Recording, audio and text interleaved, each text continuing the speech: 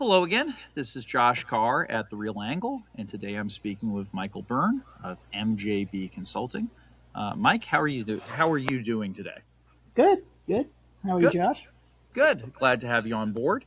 So today we're going to talk about a bunch of things. Want to talk a little bit about state of the retail markets, basically, and trends and what have you. So let's start with the basics. So you're founder, principal of MJB. What do you guys do there?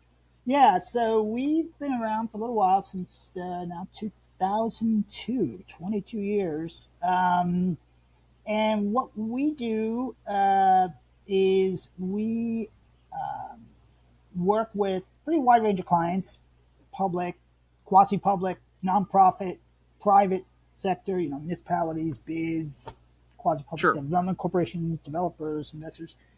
And we're basically helping them understand what kind of retail they can realistically expect in their project, in their downtown, in their on their main street, along their strip commercial corridor, what have you. So you're coming into the conversation, I imagine, before the brokers are. Then you're basically saying to them, "Hey, you've got this proposed project. Here's realistically the mix of retailers and the kind of retailers you can pull in." Whereas I Yeah, imagine by the time it gets to the broker's just kind of putting signs out there, not to diminish brokers, but they're just doing the fishing process, if you yeah. will. In contrast to say a very kind of deal-driven transactional broker, I need to find a tenant to fit a space at a rent the landlord's willing to accept, a rent to the TI landlord will accept. What I'm generally helping clients with is the broader questions of latent markets that might be tapped, a positioning strategy for the retail, how it fits within kind of the competitive ecology of a region or Got it. a metro or a city. Got it. And what that means in terms of anchors, mix, layout, all sorts of questions And I along imagine those lines. And I imagine now, are you generally getting involved? Like when I think about your role in terms of where you fit in versus what the architects are doing, is your work then influencing, in theory, what the architects are generating, or is it more they've come to you and they're like, "Hey, guess what? This is what we're building. Figure it out." Yeah, in theory, it does or should inform Right. site planning and space planning. I think for the architects and urban designers who understand the importance of markets, it does. Right. That's not all of them.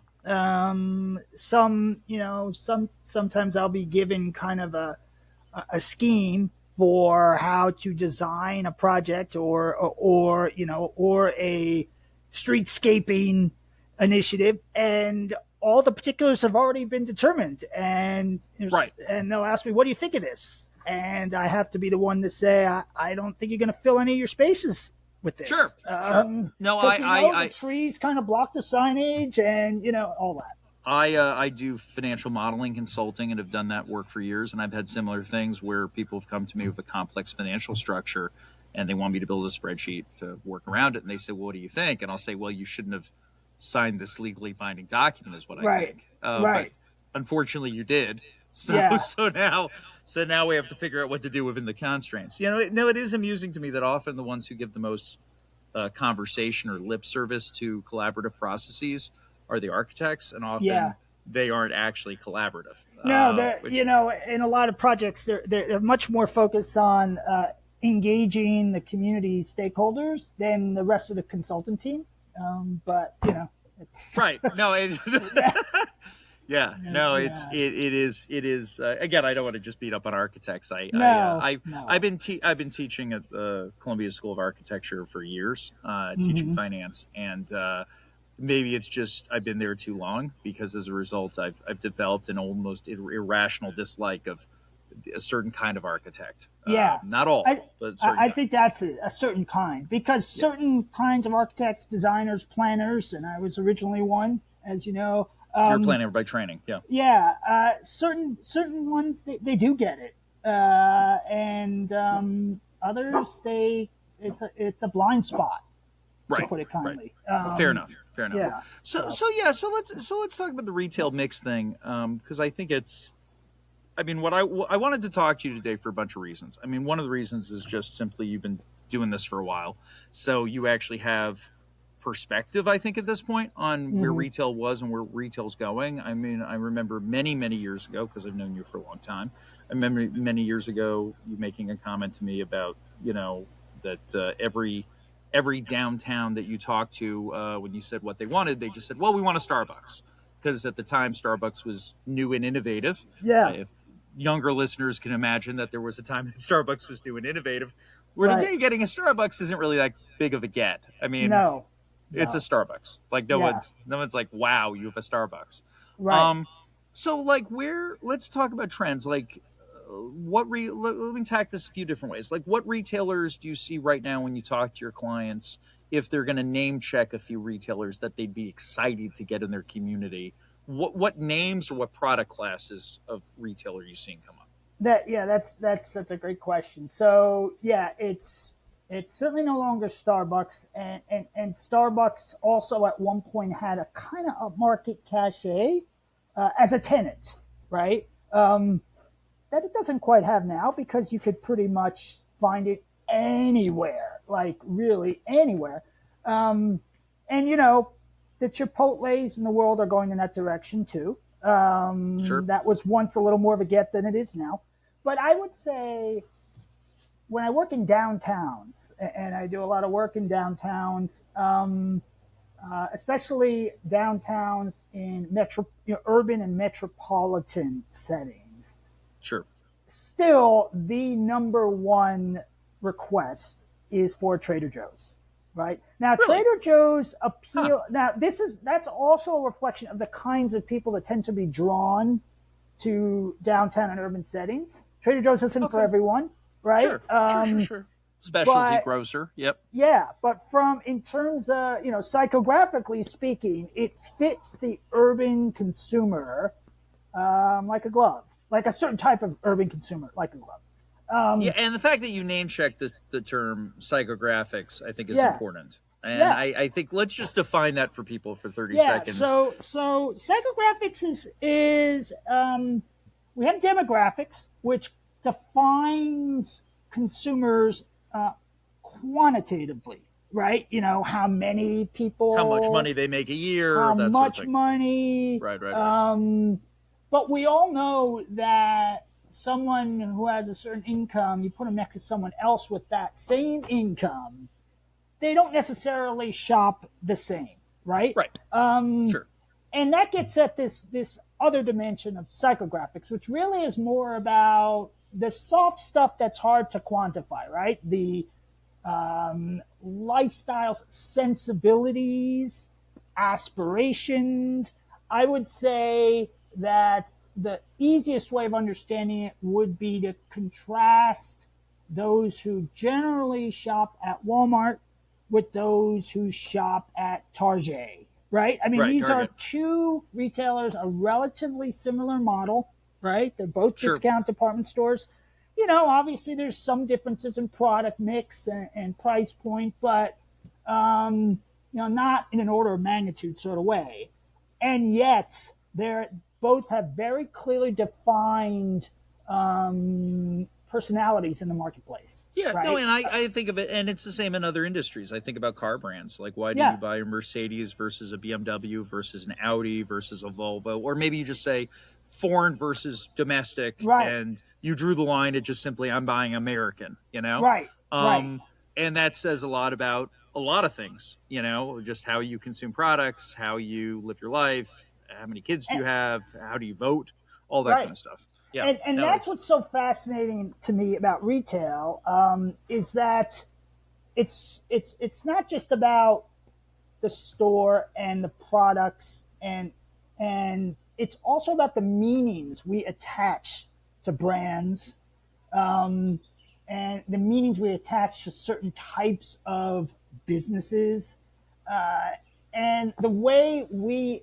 use those meanings to reflect on us in terms of how we see ourselves or how we want others to see us. Sure, sure. And it gets very philosophical. It's like, what is It my gets archetype? philosophical, No, and it it does. also, It does. It does. yeah, and it can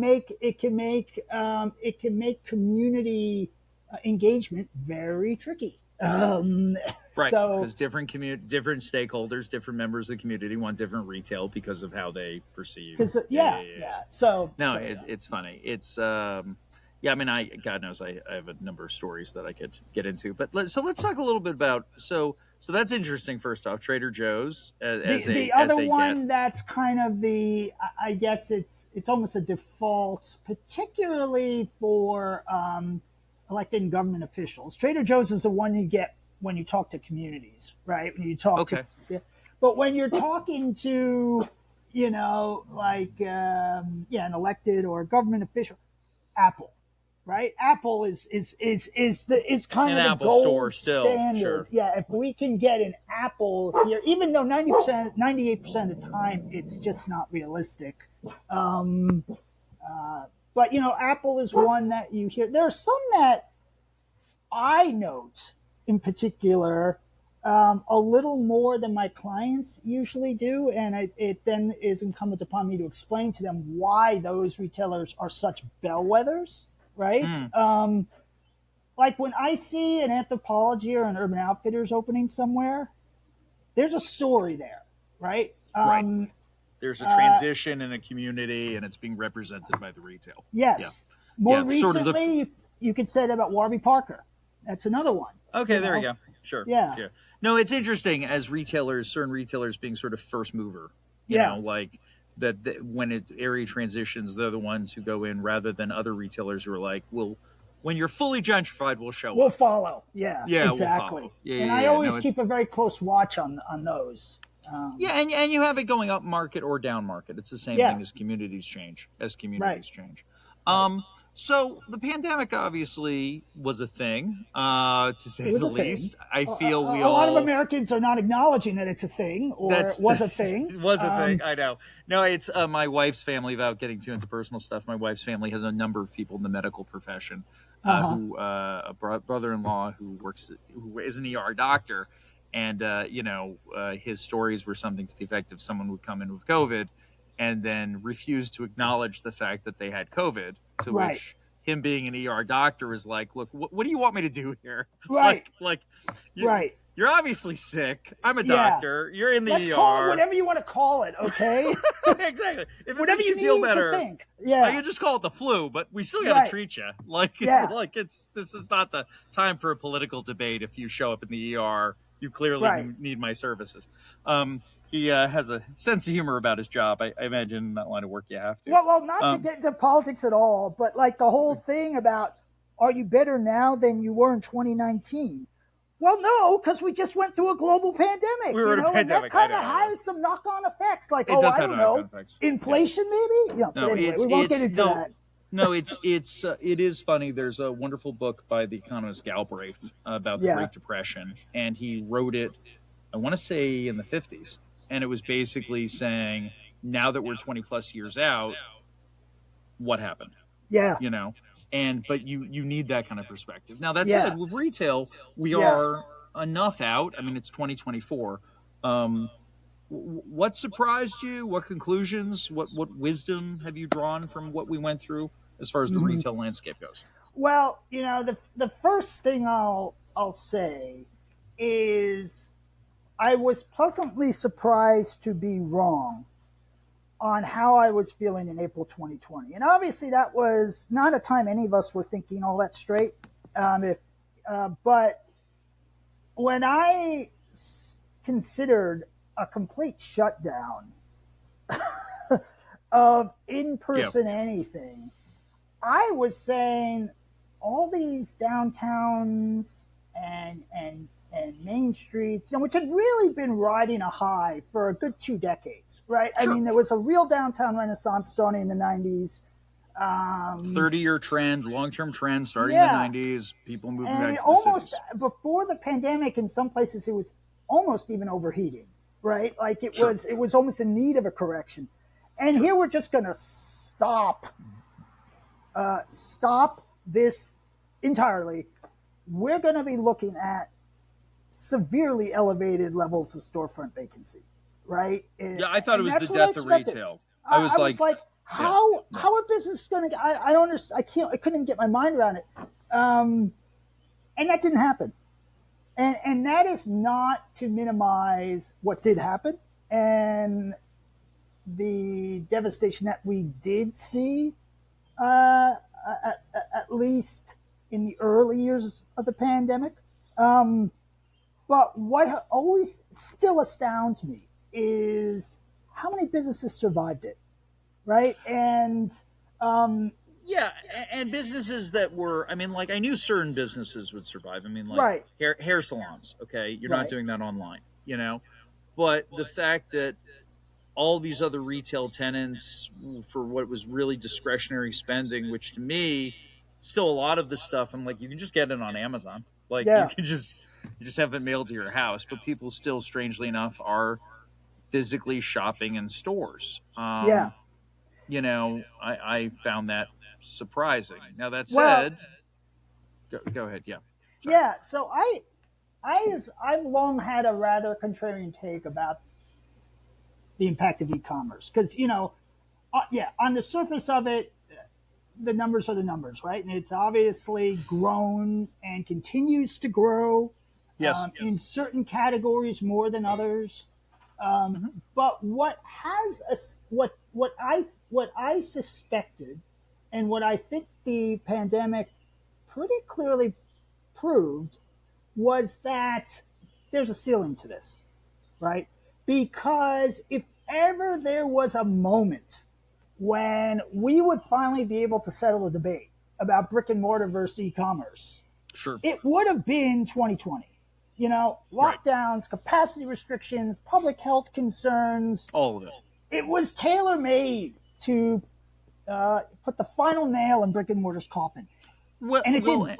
yeah, and even in cities where, or not cities, but even in states that did not have an entire shutdown because local Right, politicians were like, we're not shutting stuff down the same way other states are, and not to get into politics, but there was a red state, blue state thing going on there. right. Even in the red states where you had the choice, people still went to stores. Yeah, I mean, maybe they were shopping a little bit more online. I thought one of the interesting data points was with percentage rent calculations that like people weren't buying the shirt in the store, but you had negative sales because when it came time to return the shirt, right. you'd bring the shirt back that you had ordered online. So it's like you were Which, scared enough that you didn't want to buy the shirt physically, but when you wanted your money back, you yeah, overcame your fear of the vaccine or the right, disease because you wanted your $30, you right, know? And right. then I'm like, well, then you're really not that scared. Like, No, you and know, that's the thing. It's like if, and this was fascinating to me. If you took online's market share before the pandemic and looked at it again 2 years later in mm-hmm. 2022, it pretty much was at the exact same percentage as we would have expected given historical growth rates had there Just never trend been a lines. pandemic. Yeah. Yeah, 2020, now it that's shot up and then it went back down, right? Yeah, And no, it's interesting. I saw a report. I think McKinsey put out this report talking about how, in 1 year of the pandemic, we had like 10 years of transition or yeah, something like that. And it did accelerate the transition, but it didn't go to 100%, no, and it did bounce back. And we are going to physical stores again. yes, This is an ongoing conversation I have with my own household about, okay, when is going to the physical store meaningful and when is it just a waste of energy? right, When could I just have it mailed to the house? And I got Amazon Prime. I mean, everyone's got right. Amazon Prime at this point. So like, and that's a question, like how much, and it's not even about the money, it is about the convenience. But so as far as product types that are, you think, going to continue to grow, like where do you see growth in retail? I hear a lot of people talk about experiential retail. I know that was a whole conversation for a period of time. Yeah. Like, where are you seeing? What trends are you seeing? I guess. Well, I think and this was the other thing I was going to say before, but it kind of blends into this subject too, is we look at the debate about brick and mortar versus e-commerce largely from the perspective of the consumer, right? And what we need to Sure. also be doing is looking at it from the perspective of the retailer. And the big secret about e-commerce, and it remains true today, is that running an online, running pure play online retail is one big money suck, right? Hmm. You know, simply put, selling online does not make money, right? You lose money. Even Amazon, if you look at Amazon, they now have what, like almost 30 years of scale at this point, right? Right. They founded in 1994, right? We're now in 2024.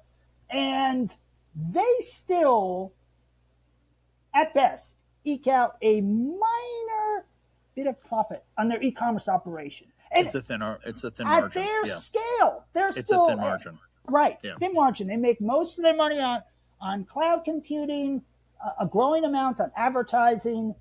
E-commerce is not a money winner for them, and for most retailers, it's a money loser. Pure Yeah. play online retailers like Wayfair, for instance, or they Now don't that's do well. because you're just competing purely on price at that point. No, actually, because the costs of last mile shipping Yeah, it's still crushing are them. very high. The cost of customer acquisition, i.e., paying the king's ransom to advertise on Facebook or Google, I'm sorry, Mm-hmm. Meta or Alphabet, is exorbitant. Right. And the price of returns, right? All of Right. those costs make it a money losing proposition. And you can reduce all three of those costs with physical stores. And that's exactly why so many of the digitally native brands started in the late 2010s to open stores. That's why Warby Parker started opening stores. Allbirds started opening. Now, it's because they realize the only way you make these numbers pencil is by having both the online Yeah, and the brick and and mortar. Warby Parker's a good example of this. So I recently got glasses. I'm a consumer. I use Warby Parker, and I Yeah. needed a new eye exam, and it's very convenient to physically go to an eye exam in a Warby Parker store, Yeah. which is conveniently put in the back of the store, just like the way grocery stores put the milk in the back. Right. So they drag you to the back.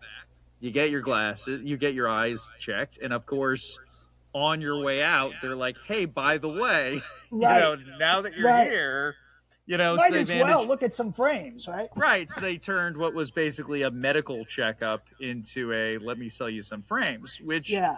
you know was a good business model for years, and this is what the eye guys always did, and that was the Yeah. problem with Warby Parker Pure Online.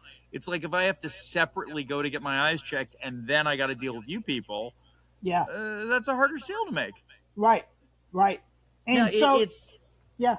no, it's interesting. It's amusing to me how we've tried to basically make everything online, but still at the end of the day, like the technology is in place, but we're still back to physical stores. We're Yeah, still and back to I physical think stores. I think a lot of the VC bros in the early 2010s who were convinced and who said as much Mm-hmm. that we're going 100% online, and I Right. mentioned Mark Andreessen in particular, Sure.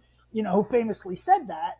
Right. Right. They were not understanding that for a large portion of the population, and not to generalize, but much larger percentage of the female population, shopping is not something you just get out of the way. Shopping Sure. is It's the an stuff of experience. life. It's Right. it's fun. Social. We Yeah. like doing this stuff. Sure. Why Sure. would Sure. we Sure. want to Sure. Sure. optimize something that we actually like, right? And so there's this basic aspect of human psychology that was never understood. My girls have realized because I have daughters that given left to my own devices, I would love to just find myself in Harbor Freight looking at random tools I do not need. Like I enjoy Right. that. I'm, Right. I'm I'm constantly fixing things. I like little physical projects. I get into woodworking and all kinds of other crap. And and I it makes me happy. Yeah. And Yeah. there's just no other way around that. It just makes me happy. I can justify it. I can tell you that it's for my family or that I need to fix this thing. But the reality is, I could probably just hire a guy to fix it. I Yeah. just like doing it. And So so that whole kind of yeah, isolated lifestyle we had during the pandemic, yeah, for lack of a better phrase, the Peloton economy, where we just basically The Peloton economy. I love that. That's move good. everything Yeah. in our lives inside our homes, and never have to really interact with the world ever again. I thought it was kind of laughable that there was the assumption this would endure. We did Yeah, that because, it's yeah, yeah, no, it's similar to the growth in co-working. yeah, At the end of the day, just working out of your house can get depressing. It's right. the exact same conversation. I mean, Josh, So yeah, go ahead. Go ahead. no, no, it's interesting. It's interesting talking about how retail's evolving. I mean, I will also say that you talk about difficulty for retailers. The supply chains are also more challenging than they Yes. were, and there is something Yes. nice to having just product on a shelf, and Right. then you can push it because it's directly there. Right. Um, so okay. So generally, your work. So you're brought in. You sort of put together this retail mix for people. You talk to cities about what they can achieve, what they can't achieve, and in theory, then that's helping craft what projects are going to get done. Most of your work has been domestic, or have you gotten outside No, of this neck so of the woods? I would say the majority of my work is across the U.S. Sure. I've done quite a bit of work in Canada, Okay. as well as some in the United Kingdom. Okay. That sometimes is a function of the strength of the U.S. dollar and the exchange rate. Sure. When You're the cheap Canadian dollar labor was all of a at sudden. parity, I was very popular in Canada. Now, not so much. Fair enough. Right. You still But have to buy yeah, groceries in dollars. Yeah. yes, yes. So it's, but yes, I have done quite a bit of work in Anglo North America. Let's put it that way. Any differences you've experienced? Well, especially there are some nuances between the U.S. and Canada. Because it's a much smaller market. They've actually given, uh, there there's actually an enormous amount of consolidation in their Hmm. retail in the retail landscape there. Okay. And so your choices as a developer are a little more limited, Sure. which forces them to innovate a bit more in certain respects. Okay. Okay. But So everything becomes a Tim Hortons, basically. Everything just. I mean, there just aren't, like there's, even before, like we had this department store industry unraveling, there were fewer Right. choices to anchor No. malls with, for No. instance, And that's fair. And that's fair. It's a much more urbanized population as well. And you see that, for instance, even in their like casual dining ecosystem. Hmm. Our casual dining chains are very middle of the road, family oriented. Well, historically have been. Historically, yeah, and Yeah. that's what I would envision. In Canada, you have when you look at Earls and Moxies and their casual dining chains, they're more they are definitely seem to be geared towards a younger, more urban sort of sensibility. Interesting. Um, Interesting. yeah, Interesting. so Rather than there's family suburban type stuff. yeah, I mean Yeah. they Yeah. Yeah. have those, but they're not as prominent, I would say, as they are here, or No, historically have been here. the evolution of retail is fascinating, and as Yeah, discussed, it really does come back to it's consumer behavior, which means you end up talking about brands, regardless of whether or not you want to, yeah, and you start with demographics and economics, and then you end up talking about right. specific chains. Well, no, this has been good to talk about sort of the growth of watching the brick and mortar stuff boomerang back. So I guess a couple final questions. One is just simply if you were going to bet on any major retail trend continuing, which would it be? And then one Hmm. question I always like to ask everyone is recent surprises, something unusual that happened on a project that you feel like sharing, good or bad. But let's start with Yeah. trends. Trends, like if you're going to bet on one trend that was going to keep going, which would that be? Well, it's what I think. What one of the funny things that happens Hmm. is that retail, in some respects, is suddenly a desirable investment again. And Yes. It is. Well, who would have guessed that 5 years ago, right? Right. And a large part of that is that the market actually responded to oversupply. It took a long time, right? But we've Right. built very little new retail space since the Great Recession in this country, right? Yes. And we've also removed a good deal of retail space from the inventory. We've converted it to other uses. So that finally we are starting to come back into equilibrium, such that we are now dealing with some of the lowest national retail vacancy rates we've seen since at least the aughts, right? Right. So overall, in the macro, right? Overall, this doesn't apply necessarily to certain subsegments, but like we are seeing a very strong and robust retail market, right? And I expect that to continue because right now, or at least for a little while longer, because given interest rates, given construction costs, We're which a not lot of building a lot of new product. We just no, can't. we're Can't not afford it. gonna. There's just not going to be that much for a little while, right? So I would expect that to get even tighter. I'm interested to see where the spillover is, whether it starts to um, uh, evolve back into cities, which obviously took a real hit with the pandemic. So that's one trend. The other trend, which is, and this is not, this is a little bit more of a minority opinion, is I Sure. do think that, and we've already seen this, discretionary retail in brick and mortar is going to be far more resilient than people expect, right?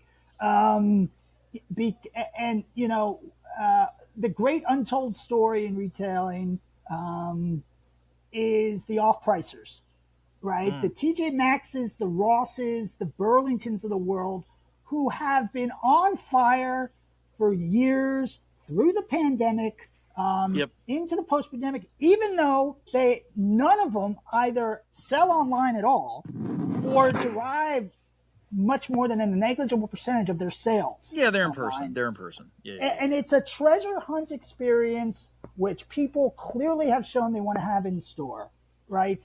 And I've had this conversation with my wife about the joy of going to TJ Maxx and finding something unexpected for cheap, yeah, and it it's sports makes shopping. Yeah. it And makes her happy. that's Yeah. going to be far more resilient and has proven to be far more resilient than anyone ever thought it would be. Right. I Right. don't see any reason why that changes. Right. People still like a good deal. No, Yeah. that's fair enough. Well, look, this has been good. I think that's all very fair stuff and good. Well, look, I want to thank you again for coming on the pod. And for Yep. those listening, again, this was recorded in early July 2024. And if people want to find you, what's your web address again? What's your Yeah. website? So my web address is Mike Berne, MikeBerne at consultmjb.com. So consultmjb.com. And that's your website, obviously, is Yes, Consult and MJB. there's another website which I'm putting together for my writing and my speaking as well, which is going to appear imminently. So if you're interested in that, email me at that other address, and I'll Cool. Well, look, Mike, do that. thanks again for coming on, and beautiful. Great. Talk Thanks soon. for having me, Josh. Thanks.